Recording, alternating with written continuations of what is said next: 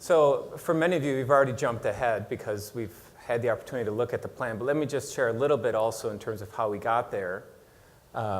In terms of, again, maintaining the commitment, 47% site coverage, and over 50% to public domain. That's not including the Sydney steps. So that gives us additional opportunity in terms of civic gathering and opportunities for public space within Central. Here's, again, just the illustration, getting a little more technical of how that could come through this middle block. And just so we're all on the same page in terms of definition, Block 7, Block 6, Block 5, this line right here represents the sort of threshold between Lend-Lease and then the delivery authority and Central, okay? Connecting to the foreshore walk. How that then becomes the centerpiece of potentially 3 development blocks. So when we get into the discussion later of the expression of interest, it is in relation to those purple squares. And of course, arriving at some definition of the public space at the waterfront, series of laneways, and then considering how there's other program that can be identified with that, cultural uses. This is perhaps what many of you have seen up on the website. And it's also, I think, what's been part of the discussions with the expression of interest is how we identify those 3 blocks. How we identify a series of laneways that not only provide multiple ways to get out to that public space on the waterfront, but maintain the civic integrity, the prioritization of the pedestrian as you make your way down the Sydney steps to the waterfront. And then as you can see in the amount of green there, we have great opportunity to do something significant with the open space. And so the concerns you raised, sir, and I'm sure many other interests that you all have in terms of what should happen here, we have a lot of space to do that. But we need to begin articulating a framework that respects the commitment to the foreshore promenade. And then what are the requirements to have these different activities so that we are ensuring ourselves we have flexibility to meet future programs, whatever they may be. Here is that illustrative plan. Like all of us, we tilt it one way and then we tilt it the other just to confuse you. Sorry about that. But as you can see, the Sydney steps here, making their way up to Kent Street, and then those 3 development blocks, 7, 6, and 5, and the public domain along the foreshore. And this is what I think John had mentioned before in terms of great diversity and activity in the public domain, getting the public domain structure correct so that we had variety, we had diversity, so you could sit on the steps and meet a friend for lunch. I mean, wouldn't that be great to say, let's meet at the Sydney steps? Just like you say, perhaps, let's go to an event at the steps of the Opera House. This becomes another destination. Or let's go play a game of football at the Harbour Park, or have a picnic at the Harbour Park, or meet for an event around the Cultural Park in the Northern Cove. Great opportunity, complementary to the Headland Park, which is this incredible investment along the foreshore, incredible space that's under construction. If you have a chance, it's really incredible. And of course, as we mentioned, the more urban activities further south. And so the outcome of this was identifying those key principles. How do we understand and integrate ideas related to density and increase in the density to support not only diversity, as I mentioned before, but further advocate for those investments in transit that are so critical? How do we develop core principles around those blocks? And then further discussion in terms of how we look at the yield of use and activity within the development itself. So that was on plan. Let's start to understand how this looks and feels in terms of just the scale of development. This is the current approved plan. This was given to us before we entered into our design work. And so you can see here the 3 blocks, slightly different shape, but generally all at a relatively low height, not much higher than the bond building that's there today, just as a reference point. And of course, right here is the extension of Gas Lane, which is really that threshold between South and Central, and then the North Cove. So as we were sharing within the plan, working within the same footprint. Sorry for the shift there, that wasn't intentional. But the idea that we have the same 3 development blocks in terms of footprint and also working within the same building envelope. So as John said, we're looking to work within the existing controls related to height and footprint that have been previously identified. And then when we see the extension of the Sydney steps, we have this great opportunity. We create incredible excitement about what those buildings could be that can further activate this new public space, as well as what could be the uses within those envelopes to the north and to the south.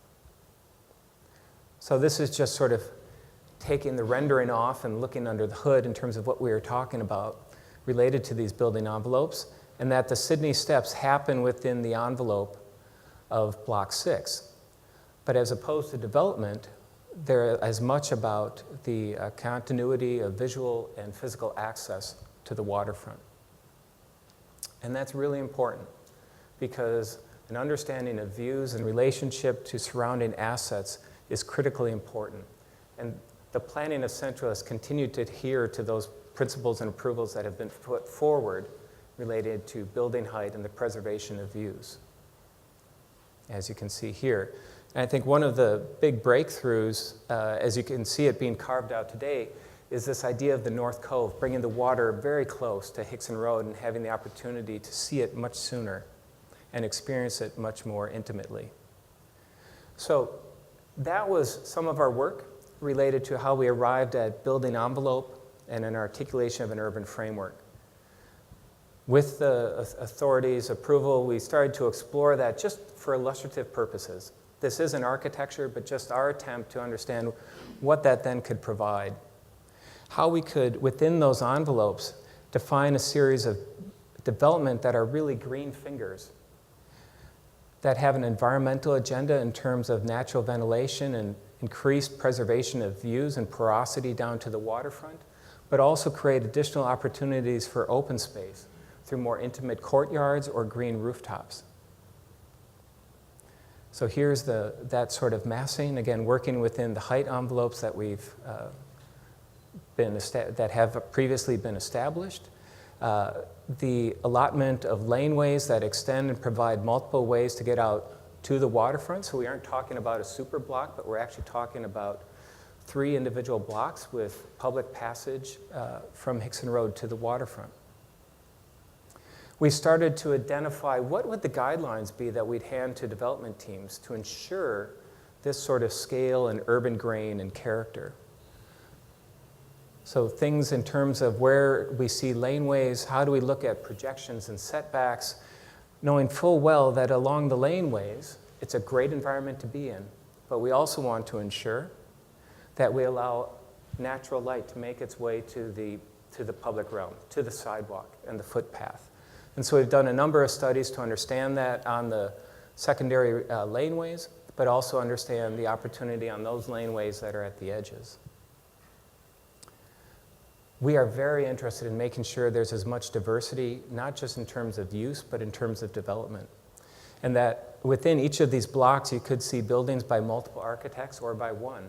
But we have the opportunity to break that scale down, to look at smaller increments so it has that urban neighborhood feel, that urban village feel of activity and program.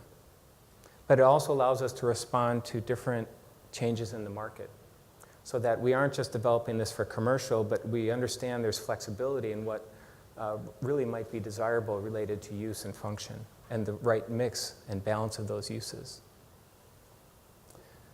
One of the things we can also do is we can try to understand the importance of connectivity, not just along the ground plane in the street, but the idea of creating a veranda level, really an extension of the Sydney steps that would be oriented to the waterfront at a second level.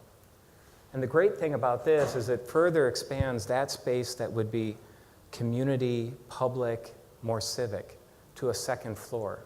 And that perhaps the more private uses, be they commercial or residential, are above that. They also provide a new way to extend and experience Central at a second level overlooking the waterfront. Now, let me just talk about the Sydney steps for a moment. So this is a section from, here's Miller's Point and High Street, crossing Hickson Road right here, the steps cascading down. This is the extension of Lime Street. Perhaps some of you have referred to it as Globe Street right here. And then the amount of open space we have before we get to the foreshore walk and that 30-meter commitment to the foreshore walk that Pete and his team have designed. The great thing about the Sydney Steps is they also provide an opportunity for program below the steps themselves.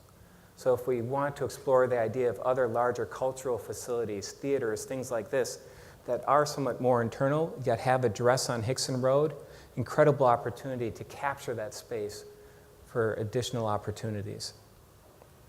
And here's just a very quick view of standing at the top of the steps overlooking the Western Harbor with development on either side. So this is in Block 6 to the north and to the south. We also want to make sure there's guidance in terms of the scale of buildings and the importance of creating secondary open space and how we start to connect those together. So we've gone through and identified these for each of the blocks. So it's very clear early on that there are intentions that came through this master plan and this consultation with all of you, but that we aren't limiting architects and future developers to further explore how that can be expressed in a unique and expressive way. Encouraging the importance of materials, and as Paul Keating had mentioned before, of the harbor, but it also means an attention to human scale, as well as durable and climate appropriate. And so again, this is a founding principle of how we will look at future designs and critique their contribution to this principle. Looking at rooftops as being an expression of sort of the civicness of the site and public accessible rooftops. And I think that's probably another break.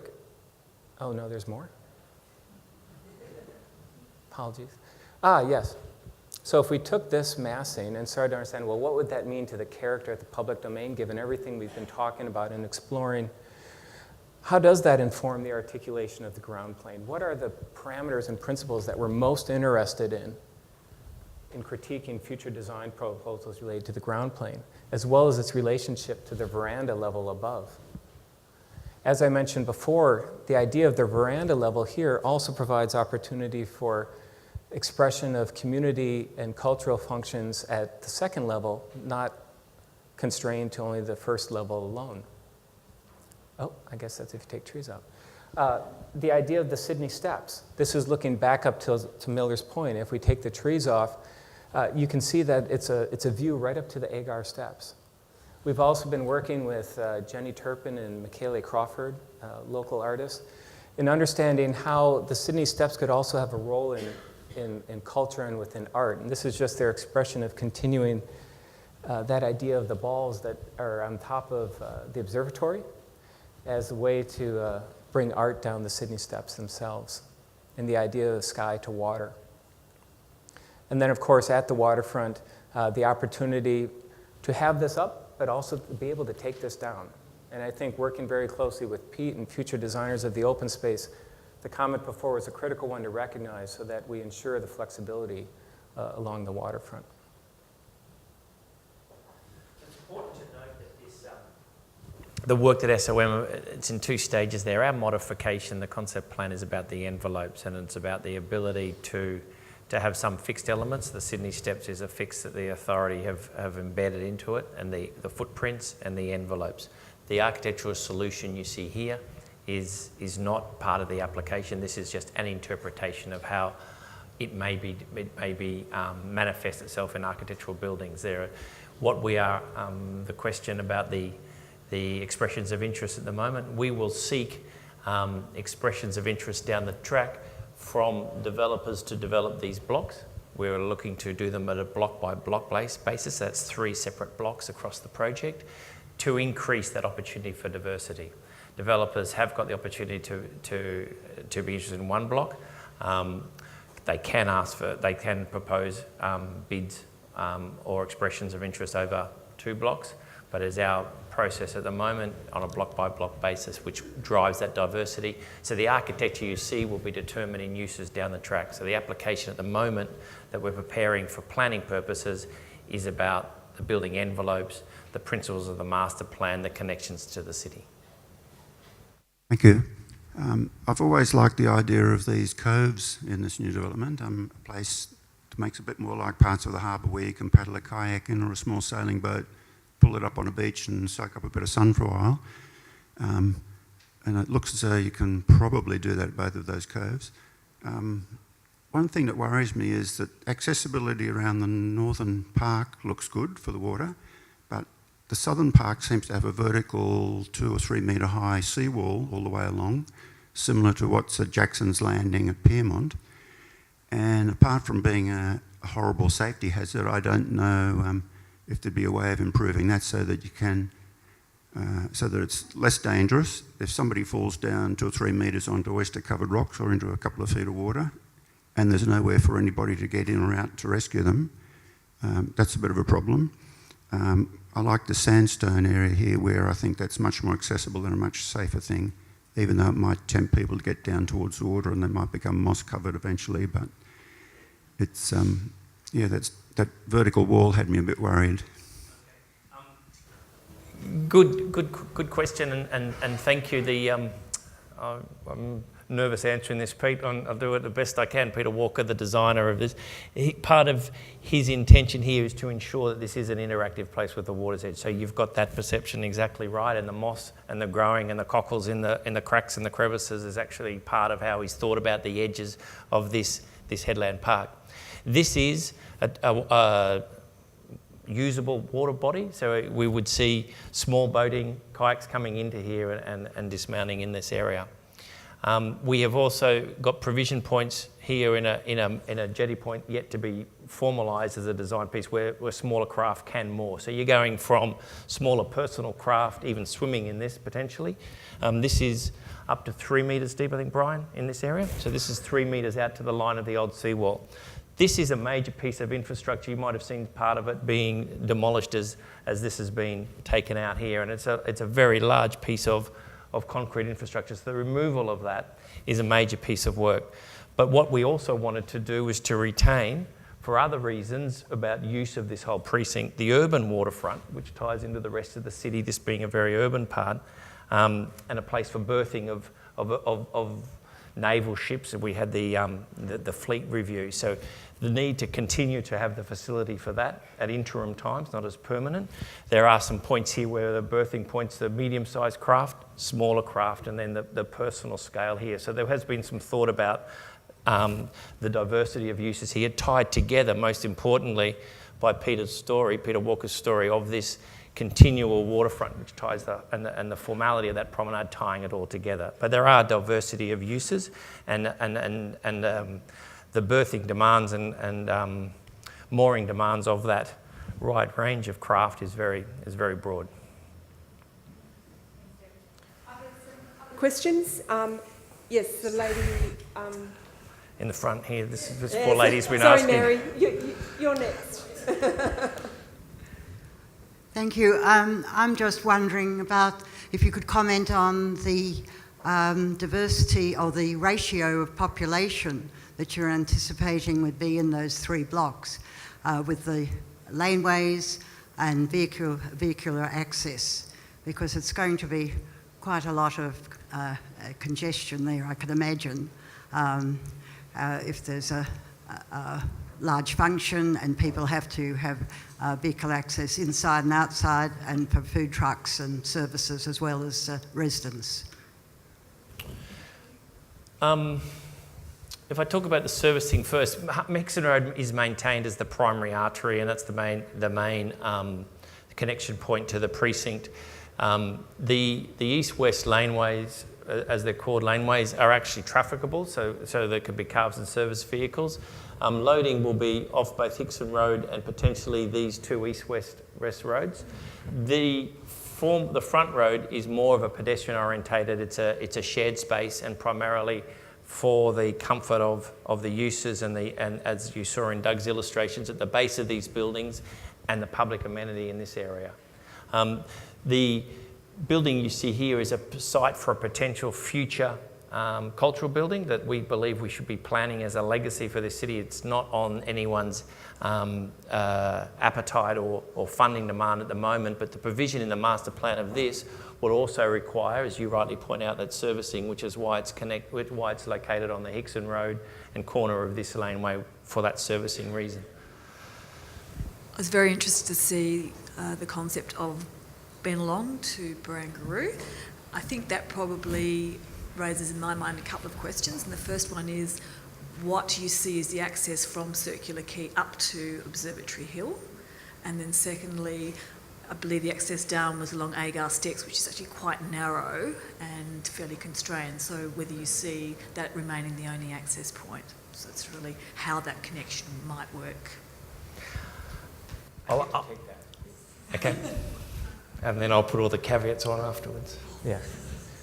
No, it's a very early idea, and I want to just remind everyone, it really is beyond our remit. This was, as urban designers coming to the city, recognizing that as a long-term potential. As we looked at it, we felt looking at it in segments provided an opportunity to better understand that. So yes, there are incredible challenges with the Agar Steps getting up to the observatory. There's equal challenge in getting from the observatory hill across the expressway. And then even along right out front here, where do you come down? And how do you do it in a way that's civic, not just as an afterthought? And I think it requires a much further design exploration of how to do that with that existing piece of infrastructure that's there, that's critical and has its own timeline.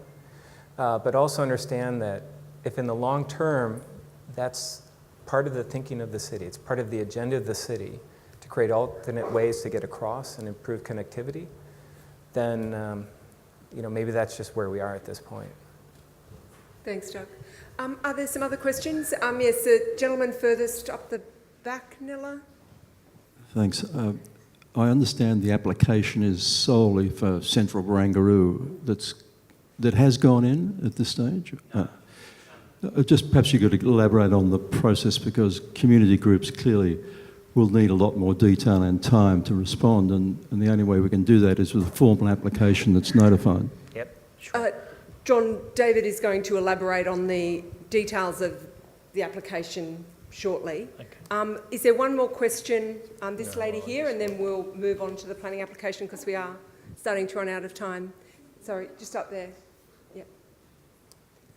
Hi, the steps are a great idea conceptually, and they seem to be a core design element of the plan. I'm just wondering about the accessibility of getting up the steps. I mean, it may be, just given that we're an ageing population, etc., that integrated in this key concept, there should be a mechanism to get people up. So I presume that's been addressed. Public amenity hasn't been mentioned. I know this is just dealing with envelopes, and we've just presumed that the remaining land is open space, but perhaps it's a really good opportunity to consider public toilets, given that this is going to be a destination point. Given we've just mentioned it's a key area for people to go to, public amenities should be a really key driver. I'm really concerned there's no mention of the land use components of the envelopes, and I feel like you've got regulative controls driving design. That to me is back to front, but given that's the parameters you've been given, I'm wondering what the untold story is about the land uses within the envelopes, and that would be good to know so people could comment on them. Is it going to be mixed use? Is it going to change over time? What's the expectations there with mixes, and how they're going to be serviced with car parking, etc., etc. I suppose we're getting to that later in the... But at the moment, it's very conceptual and very hard to comment on in its current form. Thank you for your question, and I apologise if we've missed two things which I hope we had got across. We do see an ambition, and clearly in the early intention work, and I think in some of the analysis that the SOM team then followed up with, was that mixed use and a variety of uses was clearly an objective for us. And if we haven't got that across, I'm apologising, but that's clearly a range of uses that are a mix of residential and commercial, but a range of civic and community uses and the supportive amenity and convenience uses that would support that. So there is a conceptual level tonight, and the specificity of the application will still have a range of uses and flexible uses that make best use from the the long-term flexibility of the development of the area, as you say, over time. We would see a substantial amount of civic and community and cultural uses within the overall development. So the second EOI that John indicated earlier today was about seeking expressions of interest from users that are interested in being located as part of Central Barangaroo, rather than going out and letting the developers take over now and give you some indication of intent. We are seeking real expressions of interest from uses that we can then put into the bid process later in the year when we go and formalise. So it is a progressive process, it is a cumulative process, and it's a learning process for us to be informed about what is real and what is valid, and working with the city. And Rachel from the city's here tonight, who's got a range of, she's in arts and cultural in the city. So what are those uses that we can include in there that add to that diversity, and we can make them part of the obligations within the bid process later on in the year. But there's certainly a range within that development year. We would put a minimum requirement on a commercial component to ensure that there's a range of uses and it's not just all a residential or just a commercial. So I've touched on this before, and I think we've probably covered it, and I'll just maybe answer in specifics to John and in his points. So the master plan at the moment, and you rightly say, it is conceptual at this stage because we're not into specific designs. The specific designs of each building is subject to planning application, detailed planning applications down the track. But we will be looking for a range of uses, and we'll be more specific with that as it evolves.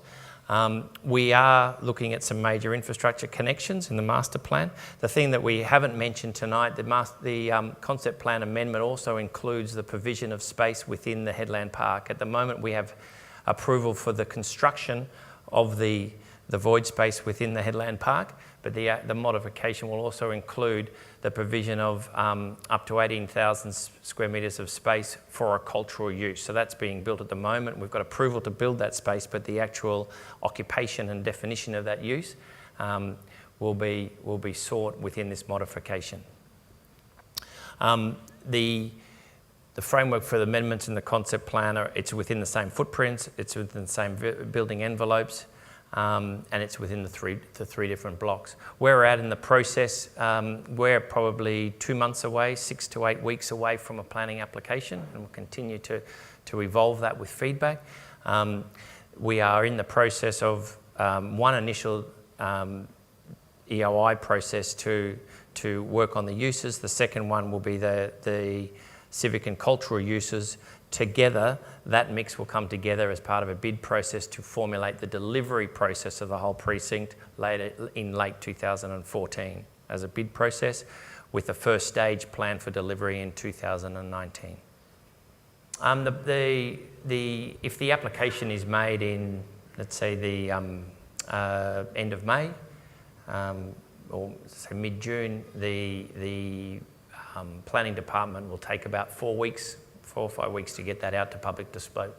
And then it will be on display in their offices and in our offices, and probably in another venue, Tony, in another public venue. Well, that's up to the department. And that will be then really on public exhibition. The next expectation around June, July. Yeah, yes.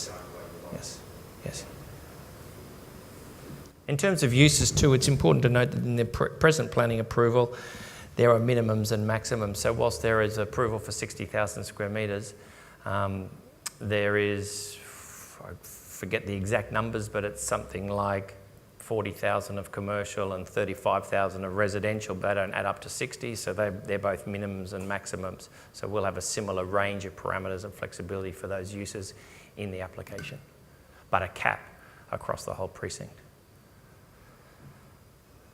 We might move on to the Headland.